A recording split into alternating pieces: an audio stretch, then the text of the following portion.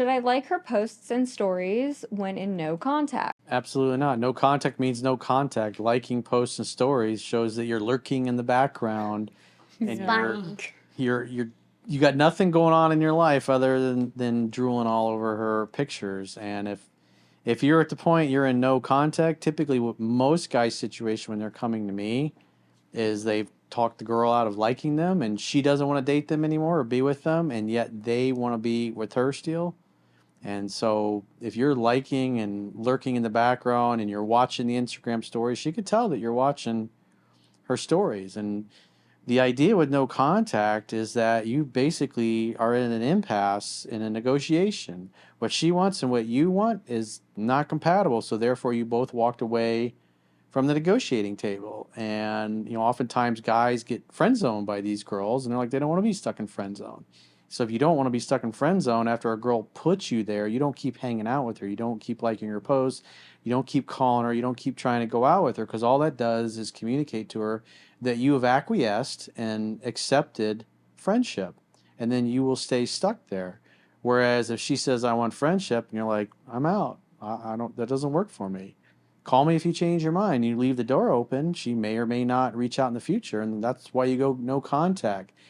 Because it's just like if you're negotiating to buy a car and you got 20 grand and the dealer is like, we want 25. And you're like, oh, we could sell it. We got 10 buyers that'll buy this in the next 30 days. We're not going to sell it to you. And you're like, well, all I got is 20 grand. Call me if you change your mind. And then 3 days later, you're like, hey, you still got that car? They're going to know they got you. They know you're still interested.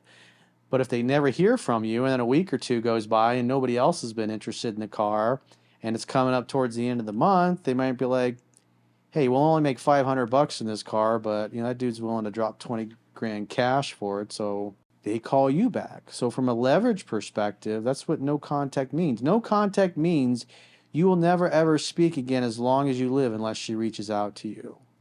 That's what that means. That means that's what no contact means. And you're basically saying, I want to contact her. That's not no contact. That's, you didn't contact her for a few days. Wait for her to contact you. There's also, if you were to spot her liking or viewing any of your stories, whether it be on Instagram, Facebook, or wherever, and you see that little circle and you're just so tempted to open her story, that little circle around that shows, hey, there's an Instagram story. Do not do it. Don't do it. Don't do it. If you don't have that type of self-control, do yourself the favor and go on to her actual profile and mute her stories and mute her posts. That way you're not inclined to see it when it comes onto your feed. Be imperturbable. Or don't follow them. Or don't follow them. Well, you don't know. You want to be imperturbable. Because then if you get back together and like, oh, you unfollowed me? Exactly. Then you follow them back. Simple as that. No, because then that's petty. Why is that petty? Because why you want to be unbothered. Yeah, and that makes you appear like you're weak. You're like, I couldn't. Why did it have to bother you so much that you had to go out of your way to unfollow the person?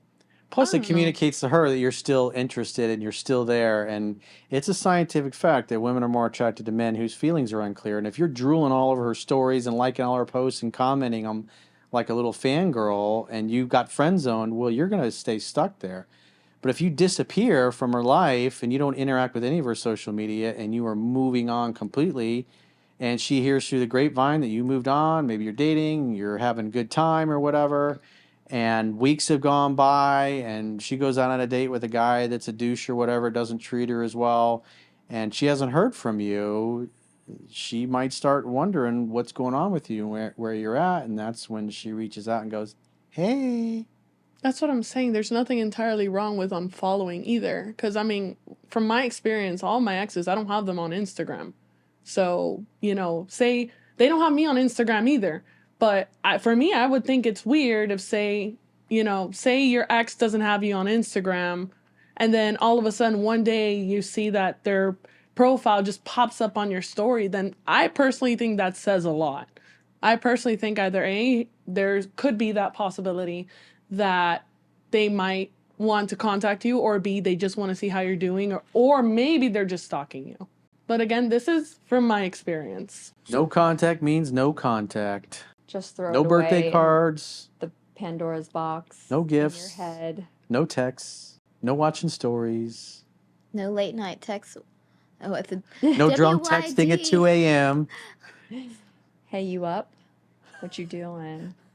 What was it? One time I used to go to this like bar after work, and one of my exes knew I went there. This is in like South Carolina. Knew I went there, and would literally he would try to find me. That like I was friends with the bartender. I Like, hate oh, that. your ex was in here the other night, and I was like, really?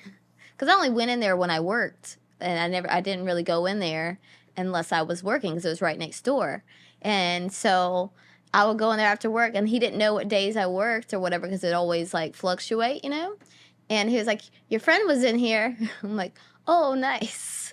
Good thing I wasn't." Yeah, it's not fun when you got your normal watering hole and like this just It gets brings a infiltrated. memory up. There was this place that used to be in downtown Orlando called Jungle Gyms that I used to go to and hang out with my friends back when I was in my 20s or early 30s. And I remember this girl I dated for, I don't know, it was really just 3-4 weeks maybe. And I knew right away, I was like, I'm just not feeling it, you know?